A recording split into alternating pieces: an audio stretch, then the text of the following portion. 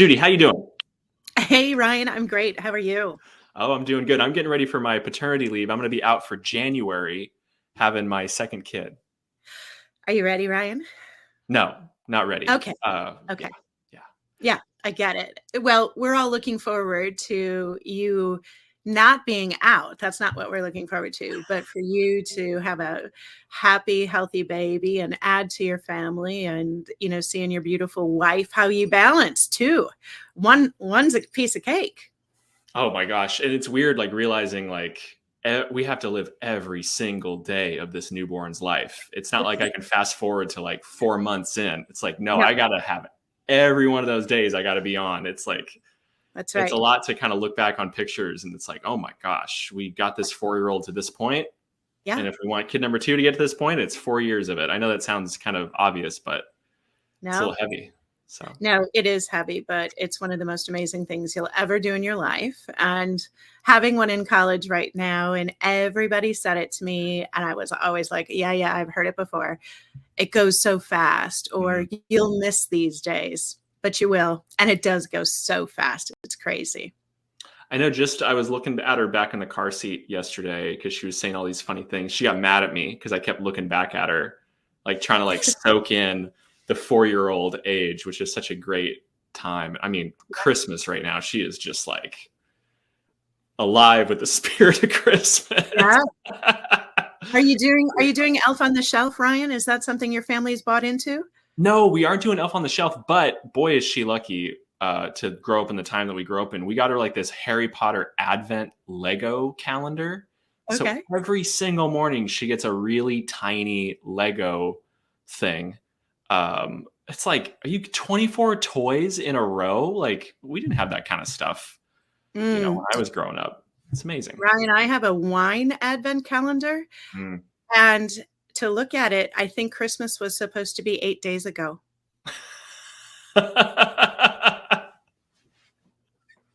That's how it goes sometimes. Like we got this one that's like all these fancy jams. And yeah, Yeah. when you get a bad jam, you gotta just jump into the next jam. It's like I'm not gonna eat banana jam. It sounds disgusting. Okay, are you going to help us recover from this? Yes, yes. Okay, Okay.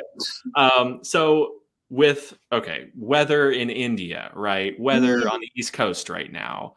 yeah. Your support teams, your success teams, they're located all over the world. What I really wanted to talk to you about today was business continuity plans. You got to have one. It all Yeah. rolls up to you as the CCO. Tell me about what you've experienced, and then we'll kind of get into how to build one and how to evaluate one.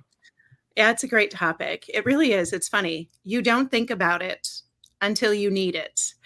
And we just had a very major event. We have a ton of weather events happening, of course, all the time. But we ourselves at SupportLogic just went through an event. Our amazing support team is located in Chennai. Mhm. And, we're staffed. We have a BCP that we've built out. But you build it and think, okay, it's there. And you never really think about the honest to goodness use of it. And we had to go into it and use it a couple weeks ago because there was a major storm, a cyclone event that impacted all of Chennai. Power was out, internet was out, of course. Our staff's homes and personal lives were in jeopardy, and we had to kick in the BCP.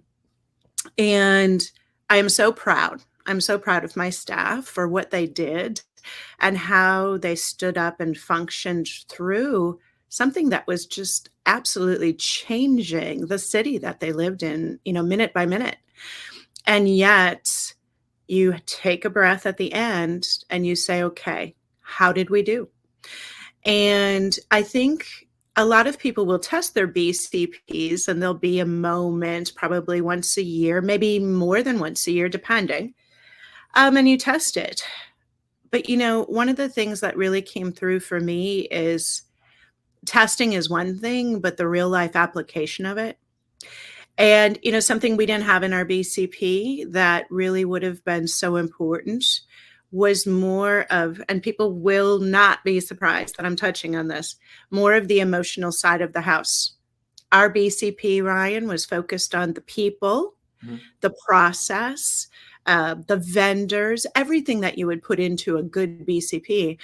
But more of the nurturing of our employees as they were going through it. And then at the end, you can't just return to business as usual, because a lot of them have things that have happened, and, their homes being flooded, losing, their material goods, things in their life that were so important are now gone. And I wish I had thought about that earlier, and that was more in my more front and center in my BCP, because we did the check-ins and such, but then everybody else just wanted to go back. And there is no going back when something like that happens. God, that's great. That's a really good point of what you've built and kind of things to add to it. I have some questions for you around BCP, because Yeah. it's easy to kind of look online and see, how do you build one? And then so someone can go out, CCO, a success team, support team can go out, they can build this thing. But what do you really look at first when you see this? How do you know that it's ready? Because what happened a month ago or whenever this thing worked pretty well. So you must have had a process of kind of looking at this when you came to the company and making changes if you had to, and figuring out what do we need for this? Because when things hit in Chennai, the team was really ready. So your evaluation stage, I think, is a fascinating angle to talk about. Sure. And, I hate to say it, but I've been around for a lot of decades. So I think, I grew up in an era of support where BCP was just top of mind for everybody. And then, I wouldn't say it went away, but it didn't have nearly the focus that it did in, let's say, like the 80s and the early 90s. It just became something else. And then you had roles dedicated to this, in support, in other parts of the business. And so there was always somebody who was in charge of it. But, during the economic downturn that we've all been experiencing, a lot of that role or the responsibilities, it walked out the door, and people didn't realize, here you sit with somebody who's fully responsible for pushing the buttons and making sure this thing is aligned, and that all parts of the business are aligned. And, I think one of the things that because I've talked to a few of my peers in the industry since it happened, and I said, my goodness, with all the layoffs that companies have experienced, people left, and they might have been the owner of a certain part of the BCP.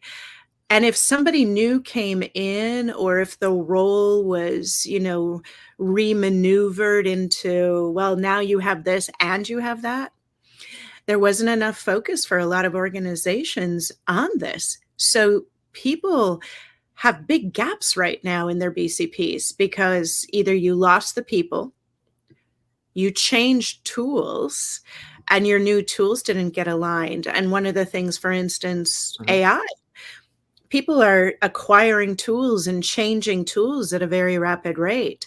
Well, the question is that tool critical to business continuity, the new tool, let's say? And if it is critical, have you put that into your BCP? Have you talked to that vendor of that tool? Because it might not just be you, as a company that's impacted. Your vendors may be impacted as well. And what are they doing to ensure your business continuity while they're trying to keep theirs? So I think people will always say, with a well-founded BCP, it's the people, it's the processes, and it's the tools. Now, you can drop all of those into many subheadings, but you have to look at that. Who owns this? What group owns this?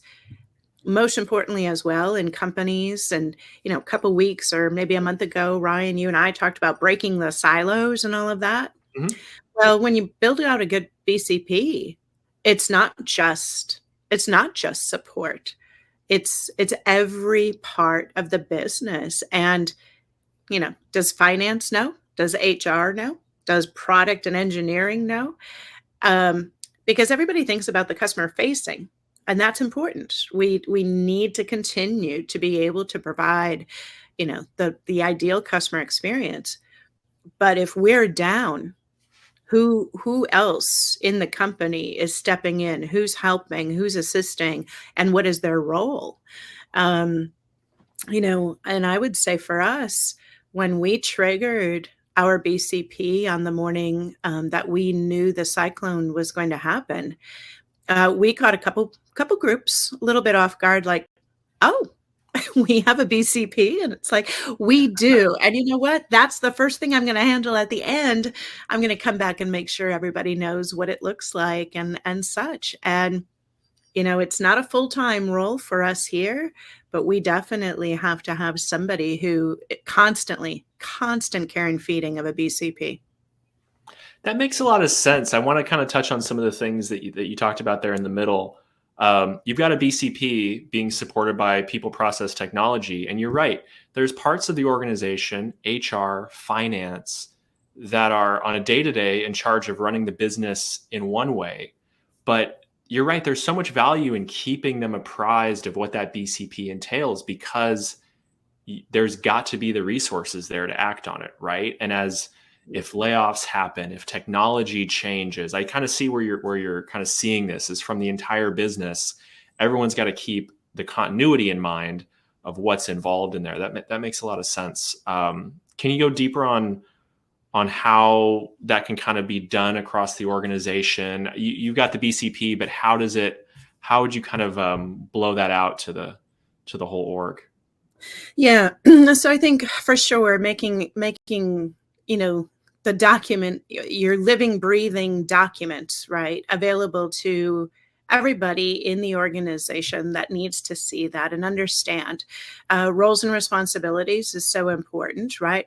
If you have a BCP with named individuals in it, definitely pause that. Think about more the role, not the name. Because again, we're going to be real. If you go back to layoffs and changes and org structures and such, Ryan, if your name appeared, right, and you're going out on paternity leave, very good example. Well, we're not going to go visit that BCP in the month of January and go, oh, hey, Ryan's gone, right? So it has to be the role and then the backup role that's important there. But I think, again, a lot of organizations will do the regular testing. And, when you do that testing, whether it's involved parties or interested parties, you have to have them show up, the ones who know, and then you have to report the results of your testing. Again, weaknesses aren't just that. Weaknesses are opportunities, right, for us to improve. I think in a lot of ways, we improve based upon the challenges or the missed opportunities that we had. So I'm so proud again of the team, and this isn't just a plug for SupportLogic, but the best thing about it is they've continued focus on it every day since, because they've recognized that, hey, we did have a couple of gaps that we can close up. And just yesterday I was on, even with our security team and our head of our knock and SOC, and, we were talking, and we both had a couple of light bulb moments for areas that we should strengthen. But we got to the light bulb moments because we were having a conversation about it versus, going through this checklist and, checking it twice. And, we both said, wait a minute, that could be a gap for us. Let's talk about that a little bit more. And it was around changing a pretty key vendor for us. And our BCP had been built on the previous vendor, and the new vendor hadn't been read in to what our BCP looked like. And I think we both had a moment of, thought that was your role. No, thought that was your role. And especially the rate of technology changes, new vendor read-ins to BCPs are so important. Yeah, that's a great answer. Judi, thanks for kind of diving into BCP. I think this is a really informative episode. This is going to be our last episode of the year. for your show. And then our next episode will be airing right after the new year. I'm Great. excited about that. So folks, and then by the way, if you'd love to come on, if you're in the industry and you want to come on with us and talk to Judi and you've got a topic, we'd love to have you. That's always kind of been an open door on this show. We're looking for our inaugural guest. I kind of can't wait for it. So thanks folks. And we'll see you on the new year.